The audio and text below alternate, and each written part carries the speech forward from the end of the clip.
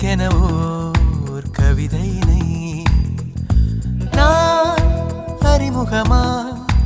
மறைமுகமா அகம்புறமா விழியால் ஒரு வேள்வியா விடையாயிரு கேள்வியா உலகை மறந்தே பறந்தே